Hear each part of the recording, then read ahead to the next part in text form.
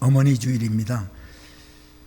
우리들의 어머니를 기억하면서 감사하는 마음 갖게 하시고, 또 우리가 또 누구인가는 어머니인데 또 부모인데 그 우리들의 자녀, 하나님께서 축복하심으로 주신 자녀들에게 무엇을 남겨줄까 꼭 기억하며 또 믿음을 남길 수 있는 우리 부모들이 되도록 축복해 주시옵소서.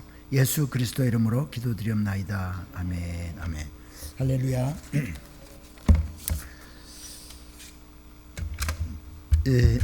재밌는 것도 재밌는 거지만은 재밌는 것보다도 이렇게 옆에 있는 또 형제 자매들 또 성도들을 축복할 때 우리 마음에 사랑이 이렇게 생겨나고 또 그게 바로 축복으로 우리에게 오는 줄 믿습니다. 오늘은 어머니 날이죠. 어머니 주일. 그런데 한국에서는 어버이 주일로 이렇게 지냅니다. 그래서 어머니들만 꽃을 달아드릴까 하다가 아마 아빠들까지도 다 이렇게 달아주신 것 같습니다. 감사합니다. 오늘 우리 부모님들이 우리들을 키우시기 위해서 애쓰신 그 노고와 우리들을 사랑해 주신 그 은혜를 다시 한번 생각하며 감사할 수 있기를 바랍니다. 여기 있는 우리들 이렇게 보니까 대부분이 다 이미 부모들입니다. 그래서 오늘 우리 자녀들이 이제 꽃을 이렇게 달아드렸는데, 우리 중에는 부모가 가까이 살아계신 분도 있고 또 부모님이 한국에 계시는 분들도 계십니다. 또 어떤 분들은 부모님이 이미 이 세상에 계시지 않아서 보고 싶어도 볼 수 없는 분들도 있을 것입니다. 그 중에는 저도 포함이 됩니다. 저희 아버지와 어머니 다 이 세상 떠나서 보고 싶어도 볼 수 없는 그런 어머니들이죠. 어머니, 아버지입니다. 자, 오늘 그래서 우리가 말씀을 듣기 전에 어머니 날에 우리가 늘 부르던 그 어머니 마음, 양주동 박사가 이렇게 가사를 쓰고 했던 곡인데요. 늘 우리가 불렀죠. 어머니 날에 이 노래를 부르면서 우리를 키워주셔서 우리들의 오늘에 있게 하신 그 어머니를 한번 기억하면서 이 노래 함께 부르겠습니다.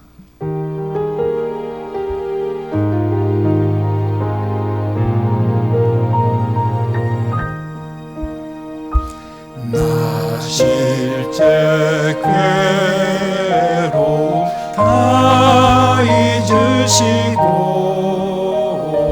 기르실 제 밤낮으로 애쓰는 마음, 지린 자리 마른 자리 갈아리시며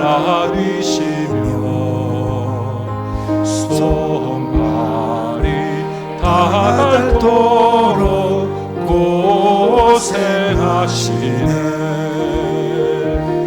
하늘 아래 그것이 넓다니요. 어머님의 희생은 가히 없어라. 나 실제 괴로움 다 잊으시고 길을 제 밤낮으로 애쓰는 마음, 지긴 자리 마른 자리 갈아리시며 손발이 닳도록 고생하시네. 하늘 아래 그것이 넓다니요. 어머님의 희생은 가히 없어라. 우리가 이 어머니라는 단어를 생각하게 되면은요, 함께 떠오르는 단어들이 있습니다. 희생, 사랑, 용서함, 오래 참음, 기다림, 용납, 기도, 이런 단어가 우리에게 함께, 어머니와 함께 이렇게 연상이 되는 단어들입니다. 그런데 여러분, 우리가 어렸을 적에는 우리 부모님이 우리를 얼마나 사랑하시는지 우리가 잘 몰랐습니다. 그러나 우리가 부모가 되어서 자녀들을 낳고 이렇게 길러 보니까 우리 어머니들, 우리 부모님들이 얼마나 우리를 사랑하시고 우리를 위해서 얼마나 희생하셨나 하는 것을 이제 조금 알게 된 것 같습니다. 대부분의 우리가 어렸을 때에 부모와 우리와의 관계에서 만들어진 그 추억들을 우리가 대부분 가지고 있습니다. 제가 고등학교 1학년 때 우리 아버지는 뇌출혈로 갑자기 48살의 나이에 세상을 떠났습니다. 5남 1녀를 이제 남겨두고 아버지가 세상을 떠난 거죠. 아버지는 초등학교 4학년 5학년 학력이 전부였습니다. 그리고 우리 어머니는 한글만 간신히 적고 이렇게 읽고 쓸 수 있는 그런 수준이었습니다. 근데 어머니의 아버지, 그러니까 저한테는 외할아버지가 되죠. 이 외할아버지는 서당을 하셨어요. 서당의 선생님이었습니다. 그러니까 자녀들을 얼마든지 가르칠 수 있는 그러한 환경이었는데도 불구하고 우리 어머니의 아버지인 우리 외할아버지가 여자는 공부하면 안 돼, 그러면서 공부를 시키지 않았다고 합니다. 그런 배우지 못한 한 때문이었는지 모르지만은 우리 아버지와 어머니는 자녀들을 공부시키는데 모든 힘을 쏟으셨습니다. 저는 어릴 때 부산에서 살았는데 우리 형님들, 누나를 포함한 우리 형님들 모두를 부산에서 서울에 있는 대학으로 유학을 이렇게 보내서 공부를 하도록 했어요. 그래서 짐작해 보건대 또 우리가 살면서 어릴 때 우리 아버지 어머니를 이렇게 볼 때 참으로 자신들을 위해서는 인색하게 살았던 그런 부모들입니다. 결국 5남 1녀가 모두 대학을 졸업하고 나름대로 사회에서 필요한 사람으로 이렇게 살 수 있도록 우리를 길러주신 것이죠. 그런데 우리 형제들이 이미, 제가 5남인데 제 동생이 이제 막내인데 제 동생이 벌써 70이 넘었어요. 그러니까 우리는 이제 거의 인생의 후반의 후반을 우리들이 살고 있는데 우리 형제들이 이렇게 모일 때면 꼭 하는 레파토리가 있습니다. 그게 뭔가 하면 우리가 어렸을 때 살던, 부모님과 함께 살던 그 추억을 이야기를 하는 거예요. 그러니까 우리 형님들이 어렸을 때는 우리는 태어나지도 않았는데 그때 이야기를 들려주고, 또 우리 형들이 또 공부하러 서울에 갔을 때 우리가 어렸을 때 부모하고 했으니까 또 우리 형들이 모르는 그런 내용들을 또 얘기를 해주고, 하도 많이 해서 이제 우리 며느리들까지도 무슨 레파토리가 나올지를 다 알고 있지만은 모일 때마다, 만날 때마다 그 얘기를 하면서 우리 부모에 대해서 이렇게 생각을 합니다. 이렇게 아름다운 부모에 대한 아름다운 추억을 가지고 있다는 사실 얼마나 감사한지 모릅니다. 그런데 우리 가운데는 어머님을 또 부모님을 일찍 여의거나 부모가 이혼을 함으로 말미암아 이제 부모에 대한, 어머니에 대한 이런 추억이 별로 없는 분들도 있을 것입니다. 어쩌면 어릴 때 부모님으로부터 받은 그런 상처가 있어가지고 나는 어머니에 대해서, 아버지에 대해서 생각하기도 싫어하는 분들도 있을지도 모르겠습니다. 그런데 오늘 아직 마음 깊은 곳에 부모님으로부터 받은 상처가 아직 남아있는 분들이 있다 할지라도 오늘 하나님의 말씀을 통해서 상처가 치유되고 회복이 되어지기를 간절히 바랍니다. 어머님에 대한 기억이 어떠하든지 상관없이 한 가지 분명한 게 있습니다. 누구의 부모이든지 누구의 어머니이든지 상관없이 이 어머님이 없이 태어난 사람은 한 사람도 없다는 거예요. 그리고 그 어머님은 우리를 이 땅에 태어나게 하기 위해서 10개월 동안 이제 품고 있다가 그 아픈 힘든 상고를 다 겪고 나서 우리를 이 땅에 태어나게 했다는 사실입니다. 우리 중에는 어머님이 예수님을 이렇게 알지 못하고 또 불신의 삶을 살다가 세상을 떠난 분들도 있을 것이고, 또 그런가 하면 어떤 어머님은 자녀들을 위해서 기도하면서 자녀들에게 신앙의 유산을 물려주고 떠나신 부모님들도 있을 것입니다. 이렇게 훌륭한 부모님들도 많지만 그렇지 않은 부모도 세상에는 많이 있습니다. 경제적으로, 정서적으로 부모의 의무를 다하지 못한 부모도 있고요, 인격적으로 자녀들을 대하지 않은 부모들도 있고요, 마약이나 술이라든가 도박이라든가 이런 것에 중독이 되었던 부모들도 있습니다. 그리고 신체적으로 자녀들을 학대한 부모들도 있습니다. 자녀들에게 과도한 간섭을 하는 부모들도 있고요, 또 자녀들 가운데 여러 자녀가 있을 때 자녀들을 편애하는 그런 부모들도 있습니다. 그런데 이런 부모 밑에서 자란 자녀는 대부분 자랄 때 나는 아빠처럼, 나는 엄마처럼 하지 않겠다 다짐하면서 이렇게 성장을 하게 됩니다.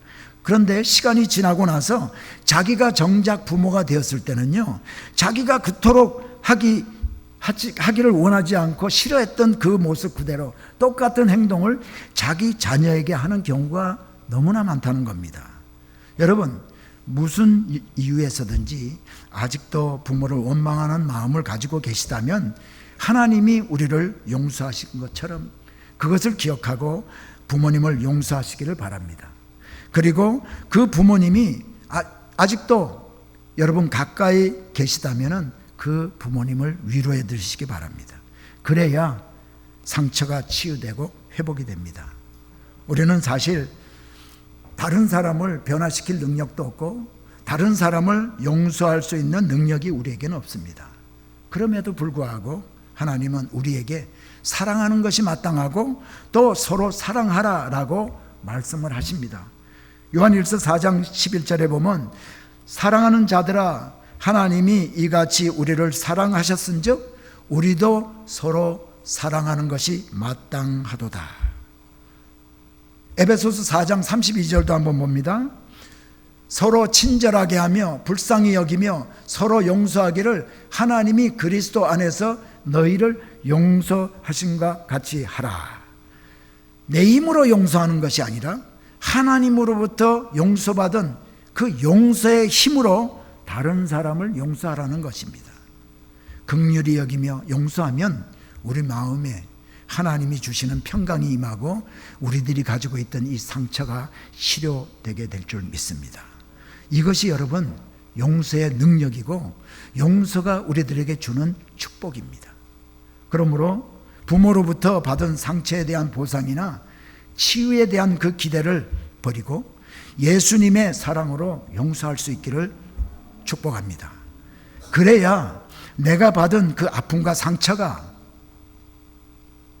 나만 치유가 일어나는 것이 아니고 그 용서와 그 내가 받은 그 아픔과 상처가 내 자녀에게 그대로 대물림되지 않는다는 것을 우리는 꼭 기억해야 합니다. 성경에 기록된 어머니들 중에는요, 자녀를 훌륭하게 키운 어머니들도 있고요, 또 하나님을 섬기는 대신에 우상을 섬기고 그래서 자녀를 타락하게까지 한 그런 어머니들도 많이 있습니다. 대표적인 훌륭한 어머니는 우리가 모세의 어머니였던 요게벳을 들 수가 있고요, 또 사무엘의 어머니인 한나를 들 수가 있습니다. 그리고 예수님의 어머니인 마리아까지 들 수 있죠. 그런데 나쁜 영향을 끼친 대표적인 어머니는요, 사사기에 나오는 미가의 어머니를 들 수 있습니다. 미가의 어머니는 아들이 돈을 훔칩니다. 그랬을 때 그 아들을 징계하지도 아니하고 그 아들이 훔친 돈을 나중에 가지고 왔을 때 하나님이 그토록 싫어하는 그 돈으로 우상인 드라빔을 만들었던 여인입니다. 사랑하는 여러분, 자녀에게 부모가 끼치는 영향이 얼마나 큰지 모릅니다. 그래서 오늘 어머니 날을 맞이해서 우리가 우리 자녀들에게 어떤 부모가 되어야 할지 한번 말씀을 통해서 한번 깊이 생각해 보려고 합니다. 오늘 설교 제목은 자녀에게 물려줄 유산입니다. 어머니 날에 부모님을 위로해 드리고 또 선물을 사드리고 귀한 것입니다. 자녀들과 함께 저녁 식사 같이 하는 것 중요합니다. 그러나 그것보다도 더 중요한 것은 우리 하나님 곁으로 우리가 가기 전에 우리의 자녀들에게 바른 유산을 남겨주는 것입니다. 바른 유산을 무엇을 남겨줄까? 이것이 가장 중요한 거 아니겠습니까? 여러분은 자녀들에게요, 무엇을 남겨주려고 하시는지요? 많은 재산? 아니면 공부를 열심히 하도록 해서 좋은 직장과 높은 지위의 인물이 되게 하는 것인가요? 이런 거 물려주는 건 나쁜 거 아닙니다. 유익합니다. 그러나 재물을 많이 쌓아두고 만족하고 있는 사람에게 예수님은 누가복음 12장 20절에서 이렇게 말씀하십니다. 하나님은 이르시되 어리석은 자여, 오늘 밤에 내 영혼을 도로 찾으리니 그러면 내 준비한 것이 누구의 것이 되겠느냐 하셨으니, 많은 재물, 또 높은 지위, 그리고 좋은 직장은 우리와 우리 자녀가 이 세상을 사는 동안에 남보다 조금 편하도록 살게 하고 또 남보다 조금 윤택하게 살게 해줍니다. 그러나 그것보다도 더 귀한 것은 하나님의 인자하심이 함께하는 삶을 우리 자손들이 영원토록 누리며 살게 하는 것, 그거 아니겠습니까? 우리 자손들이 하나님의 은혜를 누리며 사는 것 말입니다. 오늘 본문 말씀을 한번 봅니다. 시편 103편 17절로 18절인데요. 함께 한번 합독할까요? 시작. 여호와의 인자하심은 자기를 경외하는 자에게 영원부터 영원까지 이르며 그의 의인은 자손의 자손에게 이르리니 곧 그의 언약을 지키고 그의 법도를 기억하여 행하는 자에게로다. 하나님을 경외하는 자에게는 여호와의 인자심과 하나님의 의가 자손의 자손에게까지, 영원부터 영원까지, 영원토록 이른다고 했습니다. 이 시편 기자의 말씀은요, 하나님이 우리에게 주신 하나님의 약속입니다. 믿음은 바라는 것들의 실상이요, 보이지 않는 것의 증거라고 했습니다. 그래서 이 하나님의 약속을 믿으면 반드시 이루어질 줄 믿습니다. 우리의 후손들이 이 하나님의 약속을 누리게 된다면 우리 부모로서 우리가 무엇을 더 바랄 수 있겠습니까? 그런데 이 약속은 하나님을 경외하는 자에게 이루어진다고 했습니다. 두란노 주석에는 하나님을 경외한다를 이렇게 정의하고 있습니다. 삶의 모든 영역에서 하나님의 절대적인 주권을 인정하기 때문에 하나님을 전적으로 믿고 의지하며 순종하는 것. 제가 다시 한번 읽어드립니다. 하나님을 경외한다라는 것은 삶의 모든 영역에서 하나님의 절대적인 주권을 인정하기 때문에 하나님을 전적으로 믿고 의지하며 순종하는 것이다. 그렇다면 우리 자녀들이 하나님을 전적으로 믿고 의지하며 순종해야 이 약속을 밟게 될 것이라는 것이죠. 다시 말하면 믿음이 있어야 하나님을 경외하는 삶을 살게 된다는 겁니다. 그러므로 우리가 물려주어야 할 유산은 바로 믿음입니다. 우리들의 자녀가 믿음의 사람이 되게 하려면 우리가 어떻게 해야 할까? 이게 오늘 주제입니다. 예배를 잘 드리는 모습을 보여주는 것도 중요하고 기도하는 모습을 보여주는 것도 중요합니다. 그러나 예배도 열심히 드리고 기도도 아침 저녁으로 열심히 드리는 부모라 할지라도 우리 스스로가 말씀 따로 행동 따로 삶을 산다면 결코 우리의 자녀들은 하나님을 경외하는 사람이 되지 못할 것입니다. 아브라함과 이삭의 예를 들면 이해가 쉬울 것입니다. 아브라함은 100세가 되어서 이삭이라는 아들을 낳습니다. 그런데 하나님이 어느 날 그 독자 이삭을 번제물로 바치라고 했습니다. 그랬을 때 아브라함은 주저하지 아니하고 하나님의 말씀에 순종해서 독자 이삭을 모리아 산으로 데리고 갑니다. 그래가지고 번제물을 태울 나무를 이렇게 벌려놓고 그 아들을 결박해서 그 위에 눕혀놓고요, 칼을 들어서 아들을 잡으려 했습니다. 아들 이삭의 마음이 어땠을까요? 아마 무척 섭섭했을 겁니다. 아들이 지금까지 아버지가 나를 지금까지 길러주고 지금 나를 지금 잡으려고 한다. 얼마나 섭섭했을까요? 인간적으로 생각하면 섭섭하고 정말 우리 부모가, 우리 아버지가 왜 그럴까 하는 생각이 들긴 했을 것입니다. 그러나 아브라함의 아들 이삭은 분명한 메시지를 그 사건을 통해서 받았을 것입니다.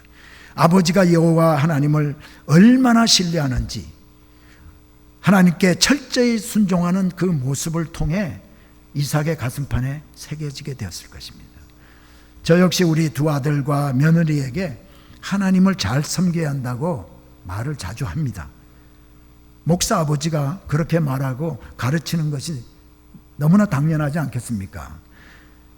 부모 스스로가 여러분 이렇게 자녀들에게 말로 하지만은 이것보다도 더 중요한 것은요, 말한 대로 내가 사는 것. 그래서 내 삶이 내가 한 말에 증거가 되게 하는 것, 이것이 더 중요하다는 겁니다.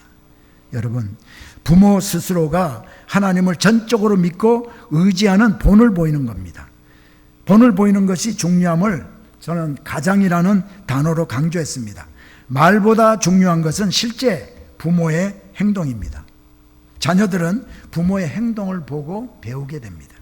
우리가 말씀에 순종하여 살겠다고 하면서도 실제 우리의 삶에 어떤 위기를 만나게 되면은요, 하나님의 말씀을 적용해보고 하나님의 말씀대로 실천해 보려고 시도도 하지 아니하고 우리는 바로 세상적인 방법을 동원합니다. 우리가 이렇게 산다면 우리 자녀들이 어떤 메시지를 받겠습니까? 오늘부터라도 말씀과 행동이 일치되는 삶을 우리가 먼저 살아야 합니다. 본을 보이는 것이 얼마나 중요하면 예수님께서도 제자들의 발을 직접 씻기셨겠습니까? 요한복음 13장 15절에 내가 너희에게 행한 것 같이 너희도 행하게 하려 하여 본을 보였노라. 디모데후서 1장 5절도 우리 함께 한번 봅니다. 함께 합독할까요? 시작. 이는 내 속에 거짓이 없는 믿음이 있음을 생각함이라. 이 믿음은 먼저 외조모 로이스와 내 어머니 유니게 속에 있더니 내 속에 있는 줄을 확신하노라. 여기에 이 믿음은 먼저 내 외조모 로이스다.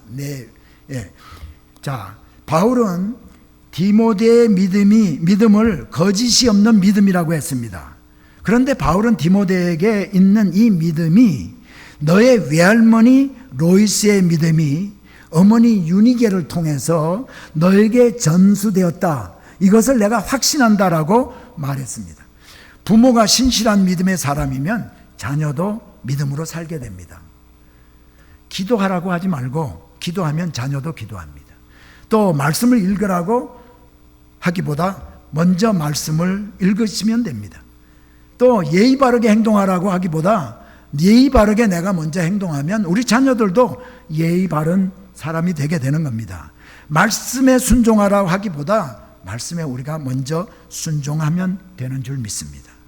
자녀에게 믿음의 본을 보이는 부모님들이 우리 모두가 되기를 축원합니다. 두 번째는 하나님의 말씀을 가르쳐야 합니다. 여러분, 우리 자녀들에게 하나님의 말씀을 가르쳐야 한다는 거 모르는 부모가 오늘 우리 가운데 아무도 없습니다. 너무나 잘 압니다. 그런데 실제 하나님의 말씀을 가르치는 부모는 많지 않습니다. 우리 아이들이 초등학교 다닐 때입니다. 오늘 제가 우리 가정에 대한 이야기를 많이 하네요. 우리 아이들이 초등학교 다닐 때인데 그때 우리는 플러턴에 살고 있었어요. 그리고 우리 교회는 노후학에 있었습니다. 자, 우리 아내는 산타모니카에서 일을 했고 저도 산타모니카에 사무실을 가지고 있기도 했고 또 한인타운에 사무실이 있었습니다. 주중에는 물론이고 토요일에도요 플러톤에서 산타모니카까지 출근했기 때문에 무척 바쁘게 살았습니다. 근데 토요일에 그 당시에 은혜 한인교회 우리가 이제 섬기고 있었는데 은혜 한인교회에 그 한글 학교가 이제 있어요. 그래서 우리가 토요일에는 우리 아이들을 한글 학교에 보내서 한글을 배우게 해야겠다. 그래서 이제 다른 집사님들에게 부탁해서 우리 아이들을 이제 픽업해가지고 한글학교에 갖다 두고 또 끝나게 되면 자기 아들 자녀들 데리고 올 때 우리 아이들도 좀 데려와 달라 그래서 부탁을 했어요. 그러고 나서 우리 아이 한 6개월이 지났습니다. 6개월이 지난 어느 날 우리 아이들이 한글을 얼마나 배웠나 이제 그래서 한번 테스트를 해봤어요. 근데 그 결과가 어떻게 됐을 것 같습니까? 자기 이름을 한글로 쓸 수 있었고 또 다른 단어를 써보라 그랬더니 오이 쪄 먹는 오이 이 단어 하나를 쓰더라고요. 얼마나 실망했는지 모릅니다. 교회에다가 보내놓고 공부를 한글을 잘 배울 줄 알았더니 데려다 놓으면 그저 클래스에 들어가기보다 애들끼리 또 나가서 뭐 놀고 즐기다가 또 집에 오고 그런 걸 반복했다는 거죠. 여러분, 자녀들을 교회에다 데려놓고 예배 드리게 하는 것만으로 충분하지 않습니다. 제가 이 말씀을 드리는 것은 모든 교회들이 자녀들을 그렇게 이렇게 잘 돌보지 않는다는 것을 말씀을 드리려고 한 것이 아니라 그것만으로 충분하지 않다는 겁니다. 우리가 말씀을 부모들이 실제 가르쳐야 한다. 그것을 말씀을 드리는 거죠. 오늘 본문 18절에서 시편 기자는 경외하는 자는 곧 그의 언약을 지키고 그의 법도를 기억하여 행하는 자라고 했습니다. 여러분, 법도를 지키고 언약을 지키고 기억하며 행하는 자, 행하려면요 말씀을 알아야 그 말씀을 기억하고 행할 수 있지 않겠습니까? 하나님은 이스라엘 백성들이 요단 건너편 모압 평지에 있을 때 하나님이 이렇게 말씀하셨습니다. 신명기 6장 6절로부터 7절입니다.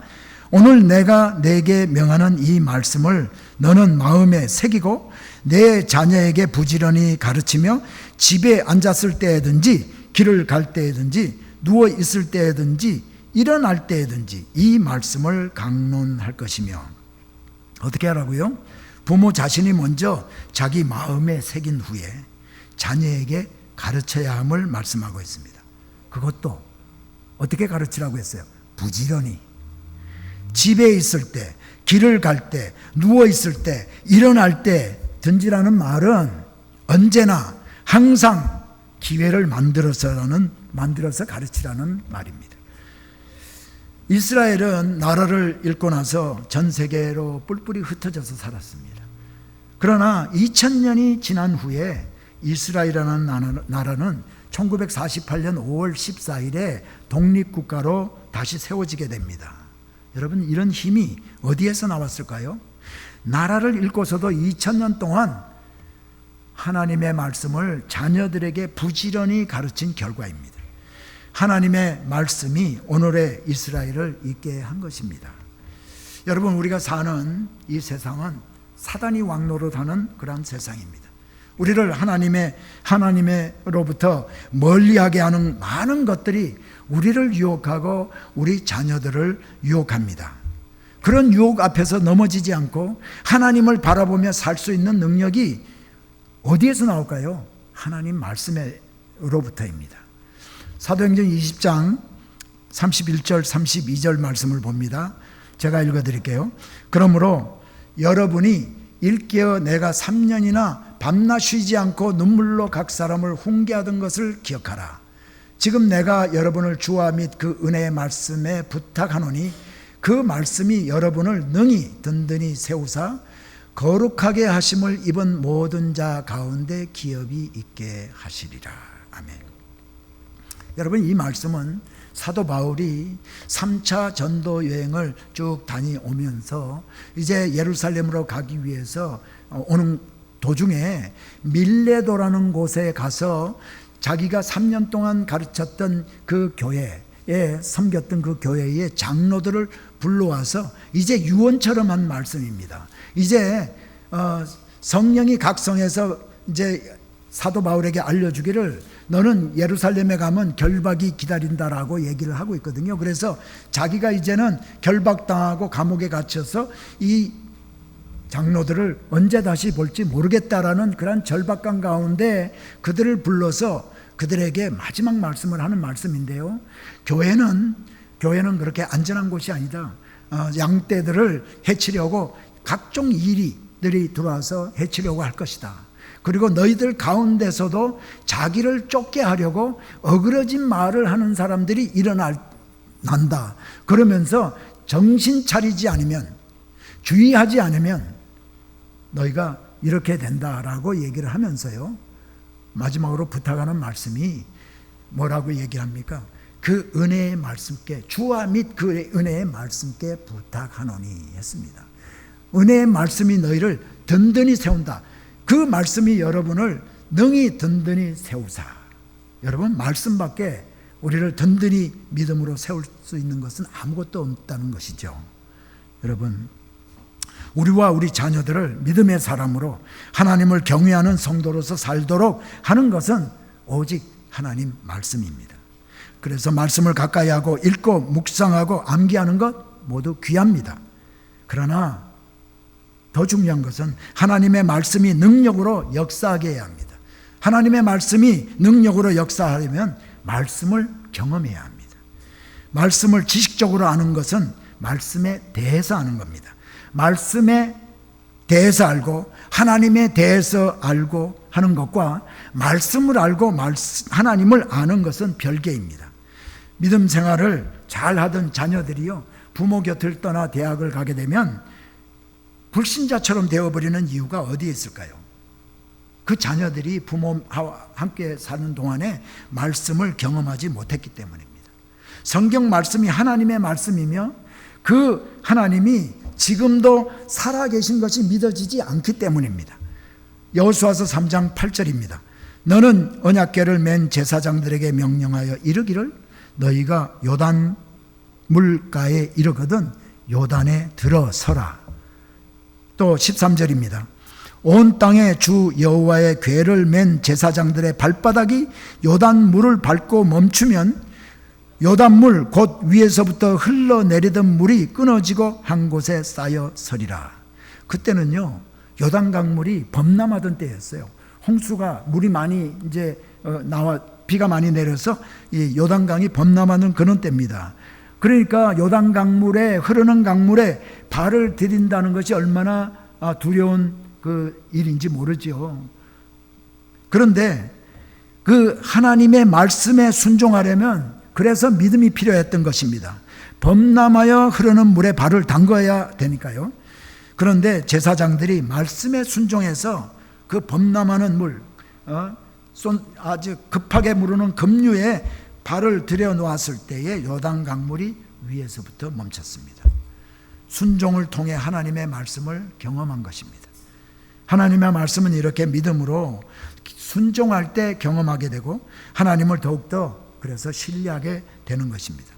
자녀들에게 부지런히 말씀을 가르치고 하나님의 말씀대로 살아보도록 우리가 자꾸 권해야 됩니다.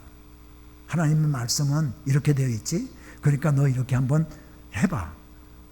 세상 방법으로 네 힘으로 하려고 하지 말고 말씀 순종함으로 말미암아 하나님께 의지하고 하나님이 역사하도록 해봐 하고 자꾸 권해야 합니다.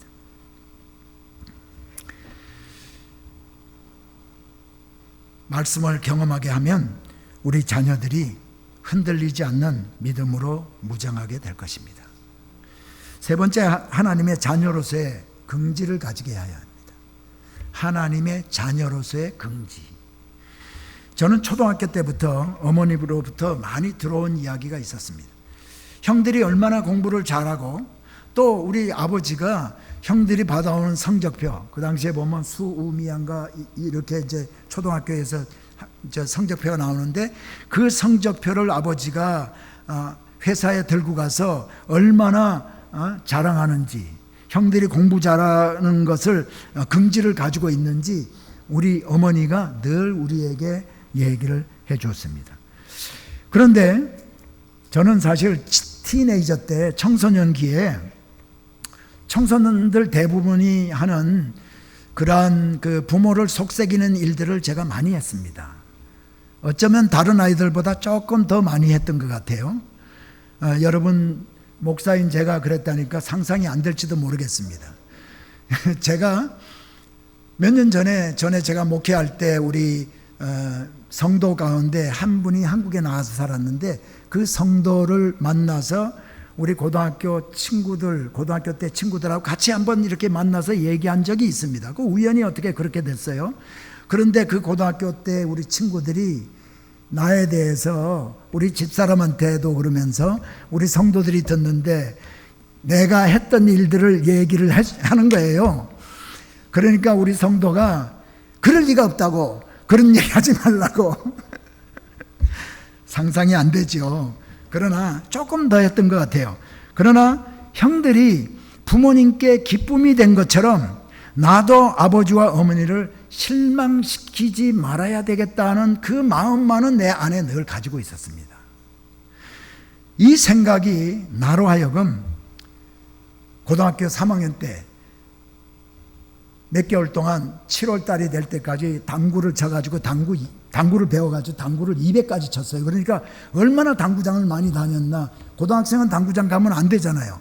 근데 당구를 그렇게 치면서 7월 달, 8월 달이 될 때까지 당구 200을 쳤어.